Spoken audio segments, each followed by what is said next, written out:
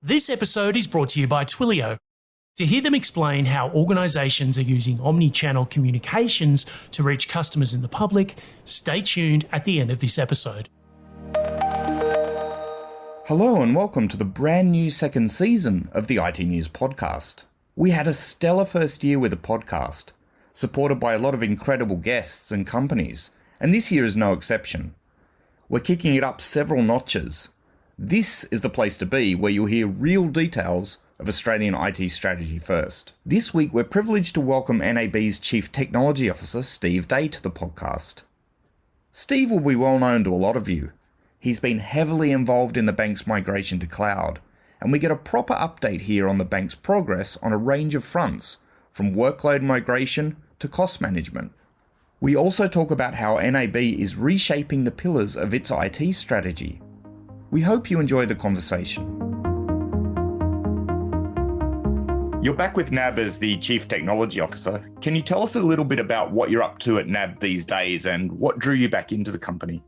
I think both of those questions really have the same answer. I came back because of the opportunity. I spoke to the senior leadership here after spending a bit of time out in a startup, which, by the way, is always a good thing for a banking executive. But there was just so much opportunity to come back and to build on that cloud foundation that we'd built and create a whole series of new development capabilities of projects that rolled out simplicity, which has been a traditional problem for all financial services companies. And the opportunity that I had to come back and do that rollout, particularly around simplified platforms, simplified processes for our colleagues and better experiences for our customers, was just too good to say no to. Sounds good. So I'm hoping to dig a lot into the cloud journey at NAB. And I guess just to start with, it might be useful if you can just set the scene a bit for where NAB is at on its cloud journey now. I think at the last update, I think you were at around 54% of apps migrated. Is the goal still to go eventually to 100% of apps migrated? No, the goal is not to get to 100% because there are some apps that just make no sense to put into cloud. For instance, many of our mainframe applications, we don't believe that there is a cloud-based platform that is ready yet for running mainframe ledger-based applications. So for those apps, we do not plan to move into the cloud, but that's only a small percentage. It's the 10 to 20% range. Where we are now, we've actually just crossed over 60%, so that's quite exciting for us. And we're still on track to get to 80% in FY23. We're currently migrating at about 3 apps a week, but the whole thing about the percentages and all of that is becoming a little bit obscure just through new architectures as we move to microservice-based architectures and our applications are not constrained in the way they used to be. They tend to be services that run across reusable microservices. Getting that exact percentage of applications is probably not the right metric into the future, so we're rethinking that at the moment. Okay. So where might you land in terms of metrics? Are you going to look more at reuse, for example, and percentage of reuse across the code base or percentage of sharing across the code base? That's certainly part of where our strategy goes in terms of providing platforms, which I'll get into a bit later. But in terms of just tracking our cloud usage, I think we're really focused on just getting all of our legacy applications out of that legacy environment and into the cloud. And we're just going to work on a metric that gives us that measure as opposed to the percentage of apps. Now, a lot of work in the past years has gone into what NAB called migration factories, and these were essentially just repeatable processes to bring some of these legacy applications across into cloud hosting environments. You've kind of touched on it with the mainframe side of things and potentially applications that just make no sense to migrate at all to cloud. I just wondered if you could talk a little bit about the application migration factories these days and sort of as you go deeper and deeper into the app stack and you have perhaps the more difficult ones left to do these factories still work as intended? Are there apps that are just proportionally more difficult to move and may not necessarily be conducive to running through these factory type setups? Yeah, of course. We categorize all our apps as we move them, and some are relatively standardized and can be put through a standard process, and some are insanely complex. And we treat each one as appropriate. We wouldn't run internet banking or something like that through a migration factory, for instance, because it's just too large, too complex and too specialist. We look at every app as we have it in our planning, and we decide a series of treatments, actually. We look at the multi-cloud treatments, we look at the migration treatments, we look at a whole range of factors about how we're going to move that application into cloud. And has that changed at all over the course of the cloud migration journey, or has that always been an option that you could do this outside of the factories? Presumably, though, you wanted most of the work to go through the factories because that would be the most efficient way to handle such a large-scale project. Of course, we like to standardise as much as possible, but if you force standardisation on things that don't fit into the mould, you actually create problems. So yes, we try and push as much through our particular migration programs as we can, but there are some, particularly the big, complex, gnarly ones, or the ones with massive upgrades to do to move them into cloud. They need to be treated separately, and we have multiple teams that are doing migrations at the moment, and we have multiple treatments. In fact, some of those treatments are not even to try and migrate their decommission the application and build a new cloud native application on the cloud. And this is where you're suggesting some of the reuse and microservices based stuff might come into play, I guess. Yes, of course. When you're doing that, of course, you would go to the latest architectures and technologies in order to make the best use of your application. And when we develop anything on cloud now, we're not developing in those old three-tier architectures. It's very much microservices based. It's very much containerized and serverless. It's a completely different approach now to what it was back in the 1990s. You touched very briefly there on multi-cloud. I wondered if you could just talk a little bit more about what the current multi-cloud mix looks like and perhaps what governs some of your choices within that. Obviously, it's been a lot about NAB being very open about its cloud journey and being very open about the multi-cloud setup. Yeah, and we put a lot into that. In fact, we put a lot into the entire governance structure of our move to cloud. So very early in the piece, we developed a framework we call CAST, Cloud Adoption Standards and Techniques. And what that does is it governs the 93 controls that we have in place to move applications into cloud, and then puts a whole series of standards and techniques in how to meet those controls for any particular application. I mentioned many are different, so we have different standards and techniques depending on the type of application. And within CAST, we specify that we have to look at each application as it comes through, and we have to classify it in terms of multi-cloud. And where that comes from, there's been a lot of misunderstanding about that. People think we're using multi-cloud for disaster recovery. We're not. We use multi-cloud for commercial impairment. And what that actually means is we're not prepared to bet the bank on the continued successful operation of any one cloud provider. And when you're putting almost all of your applications on one cloud provider, if that cloud provider becomes the next Enron, well, guess what? You're out of business. And we just weren't prepared to do that.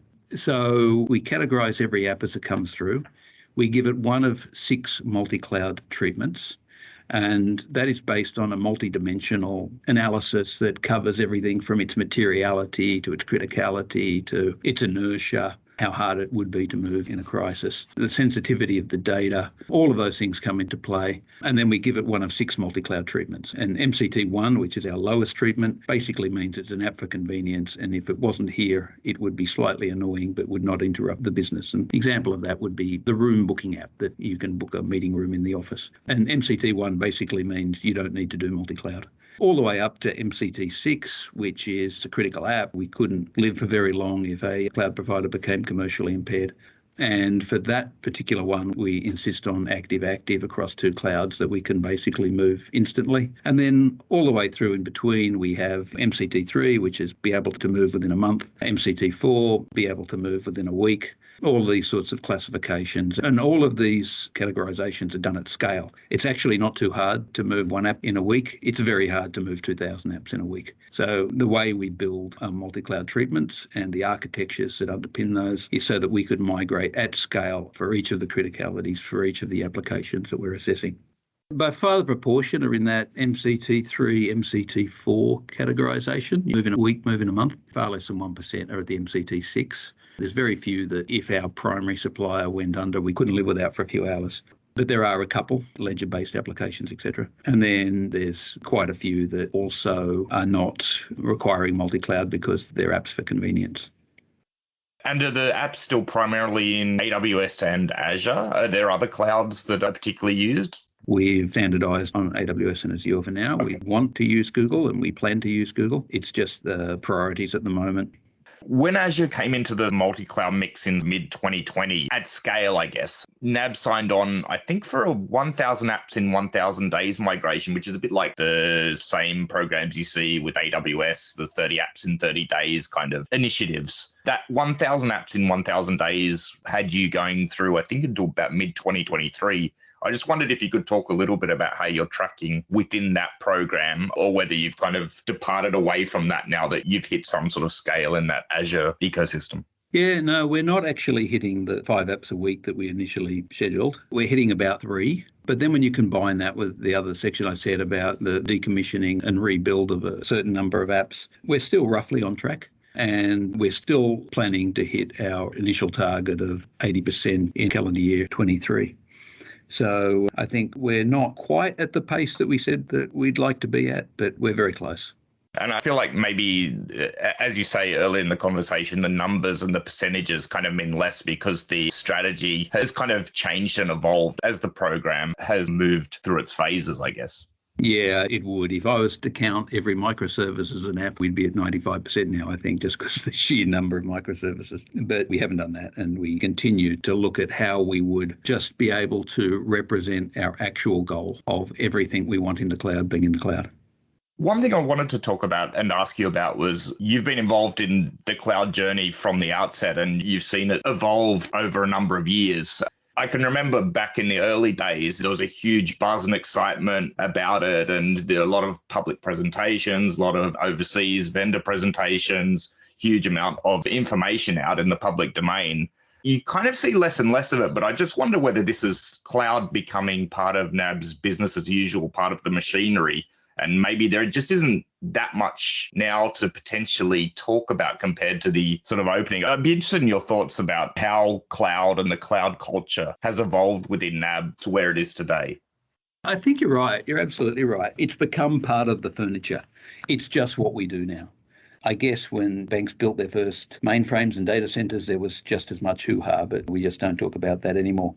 It really has become embedded. I mean, I'm focused on it every day, of course, but you're right. We're not out there publicly talking about what we've been doing consistently now for 5 years. It would be very boring if we were. But it is a 5-year program. We're getting on with it and we're making great progress. Would you care to throw out some suggestions about where you think the next hoo-ha might come from, where the next thing that gets people really excited at a large scale might appear from?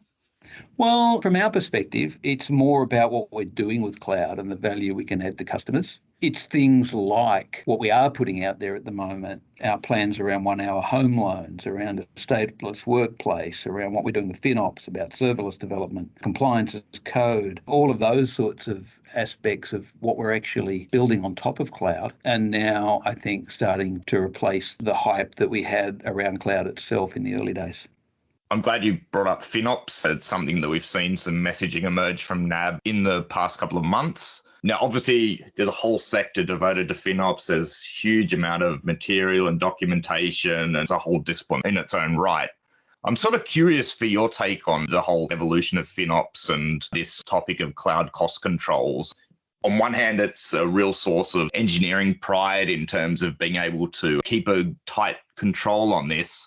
On the other side, when you see certain activities or when you see certain overruns, there's also often some discussion among companies as to whether cloud providers could potentially do more to help their customers and to recognize any really anomalous kind of overrun in fees and to flag it a lot earlier. Keen on your thoughts as to how you see that space evolving. Yeah, no, and thanks for the question, because it is really important, right? And whenever you move from a fixed cost model to a variable cost model, there's always that opportunity for bill shock, particularly in something like cloud, where you can spin up very large costs very quickly. Interestingly, and very coincidentally, my last meeting before coming on here was to kick off a FinHacker event that we have running across all of our teams on new ideas on things we can do around financial operations and extra things we can make. And that's part of embedding that culture, which you absolutely have to do.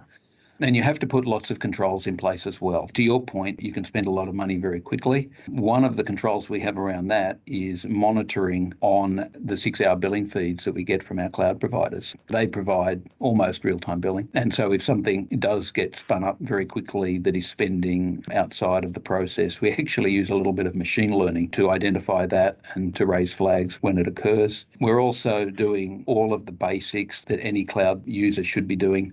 Things like over Christmas, we were very diligent in making sure that every development team turned off their development environments over the Christmas break, and that saved close to $1 million. So there are things like that. There are making sure that we're using Spot where we can on serverless type architectures. We right size all the time. We're making the most of the elasticity where we can, and really just diligently looking at everything. One thing that came up last week, which I really loved, was we swapped a whole lot of applications to ARM processors. And we're able to do that in days when we realised that ARM processors were now available, reliable, and a fraction of the cost of traditional x86 architectures. So things like that, you just could never do that in a data centre. But with cloud, if you're focused and if you're diligent and you really pay attention to FinOps, you can take advantage of those sorts of things and end up saving a huge amount of money compared to the old way of doing things. Just to expand on that, how do you see the discipline of FinOps developing internally at NAB? You see a lot of different approaches around the integration of finance and technology these days. You see like CFOs sitting inside of the technology organization. You see businesses going down the TBM route in terms of trying to get a better understanding of their costs, for example. This kind of plays a little bit outside of cloud as well, which I was hoping to have a couple of questions on, but I just wondered if you could talk a little bit about how you see finance and cost evolving as a discussion and as a discipline inside of NAB. Sure. It has to be a drumbeat. It has to have that, I keep saying discipline, but it is discipline behind it, a cadence behind it. It needs to be built into the culture. We have a FinOps team. We've actually created their day job as running FinOps. In terms of our finance teams, we created a whole series of training, and as I'm sure you know, we run the Cloud Guild, which has trained 7,000 of our colleagues throughout the years. We've taken an elective of that we call as part of the Executive Guild. And the Executive Guild is putting our technology-focused subjects in front of our executives so that things like financial ops can be embedded. And we really spent a lot of time with the CFO team and did a whole training course on FinOps and how cloud works and everything from how the exchange rate works on cloud billing to how the discount structures work to how elasticity works to the ability to chop and change and to use things like Spot, which are incredibly innovative from a finance perspective. I do believe that we're well on the way to having that thought process well and truly embedded right across not just the tech teams, but also the finance teams. I'd like to talk a little bit more broadly than just cloud. I know we've talked a lot about cloud in this conversation, but I wondered if you could just talk a little bit to NAB's broader technology strategy and some of the key pillars and areas of focus both this year and beyond. And I guess from that, it'd be particularly interesting to know the areas of focus that you're really driving internally as the Chief Technology Officer. We are actually reviewing that at the moment. We set our current tech strategy in 2018 with cloud as a pillar. It was really focused on agility, simplicity, cost management, etc. And now we're looking at that thinking it's certainly not time to throw it out because it's been a very effective strategy, but it is probably time to look at the next revision of that strategy. And particularly along the lines of moving cloud from a pillar to an underlying capability, to I'd say a foundation of the pivoted strategy, and very much focused on coming up the stack now, very much focused on getting better tech talent, strategies in place, moving to more of a platform-based architecture where, I mentioned the whole microservice concept and everything before, but really embedding that in our strategy that reuse becomes critically important and the whole concept of one way, same way. The technology areas in financial services company have become increasingly complex over the years to the point where they're extremely complex today. And we need to simplify that. And one way we plan to do that is to use the basis of cloud, to use the fact that we now have infrastructure as code and that generates so many opportunities now to create platforms, to cut and paste capabilities from one business in the overall group to another, to reuse the functionality that we build in terms of microservices across a much wider area than we've traditionally done. and to really just create a ecosystem of platforms rather than thousands and thousands of applications. Just one thing you touched on there was recruitment, and obviously it's a hot topic for all organizations that are looking for tech talent. I just wondered if you could talk a little bit more about the strategy. Maybe you haven't really necessarily said it yet, if it's still under development, but if you could just talk a little bit about how NAB is approaching the recruitment of technology skills at the moment and how it fits with your broader training and education ethos. It's a big problem for, I think, the economy at the moment. I wouldn't even say tech companies. There is an incredible shortage of great tech talent out there, and the market, as a consequence, is extremely hot. And we can see, looking at the wider numbers, that Australia actually needs 1 million people in tech by 2025. NAB needs to add 1,500 this year. We're putting in place lots of programs. We've got a large intern program, which will introduce 500 new interns this year. We've got our graduate programs. We've got a variety of different sourcing programs to get that tech talent in.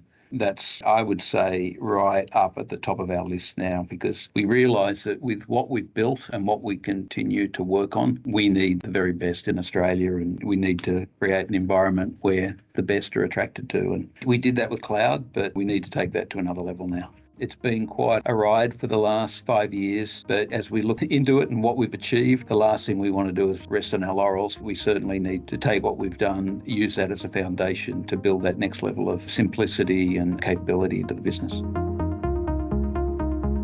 Hi, I'm Jennifer O'Brien for iTnews. In the last few years, digital communications have become more important than ever. Organizations are looking to reach customers, business partners, and the public faster, more reliably, and more effectively, and when it matters most. Omni-channel communications are helping them do everything from grapple with supply chain chaos to maintaining healthcare and education services during COVID outbreaks. But what are omni-channel communications, and what do they promise organizations across all sectors and their developers, the people working at the coalface of digital business? Here to tell us more about this is Phil Nash, Principal Developer Evangelist at Twilio. Phil, clearly the world needs effective digital communications and in a timely manner, but what are omni-channel communications and how do they benefit businesses? We know that these days users have multiple ways of getting in touch with an organization: SMS, email, phone calls, and they may prefer to use different channels at different times. In an omni-channel contact center, all of those channels are connected in order to provide a seamless end-user experience. So the important thing there is that the communication channels are all integrated and displayed together in the contact center. Without that, you just have multi-channel communications. Multi-channel communications allow a user to contact your organization over the different channels, but each of those communications is separate, is siloed, and doesn't have the context of whatever happened in another conversation. So when you have omni-channel communications, a customer could start a conversation over SMS, move to email if more details required, and then phone up to finish off the request. And the person answering the phone will have all the context of those previous conversations. With multi-channel communications, you can use all those channels, but every new channel you start a conversation on, you have to retread those previous conversations. And the customer just ends up becoming their own narrator with the sort of previously on this support request kind of attitude, and nobody likes going through that. So with omnichannel communications, that information should already be there with the agent, with the person communicating with the customer. And the benefits then are, of course, enormous, right? Customers can contact your organization using their preferred channel, even if that changes over time, and the agents have all the context. The experience becomes much better for the customer. They don't have to repeat themselves. And for the agent, it's much easier and quicker to just solve a problem or help someone out when you have all that context going into a conversation. In your opinion, what are the main communication gaps and challenges that businesses face, and how did the pandemic exacerbate the issues? This is an interesting one. So back in 2017, so well before the pandemic, Twilio actually did some research which showed up the gaps between consumers and businesses.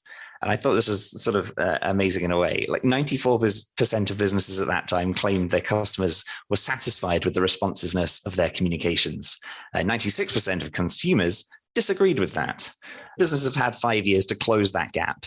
And indeed, a lot of stuff went online in the last 2 years because people could no longer be in person or face-to-face.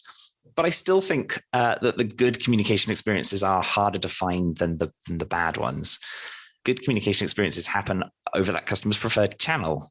For the majority of customers, about 83%, that channel is email. But if things are urgent, then text, SMS are actually preferred 2.5 times more than email.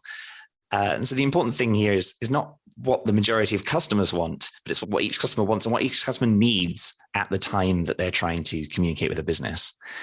So personalizing communications from the channel that the customer prefers to the content of the communications is really the biggest factor and the biggest gap. The more you know about your customers, the better you can communicate with them.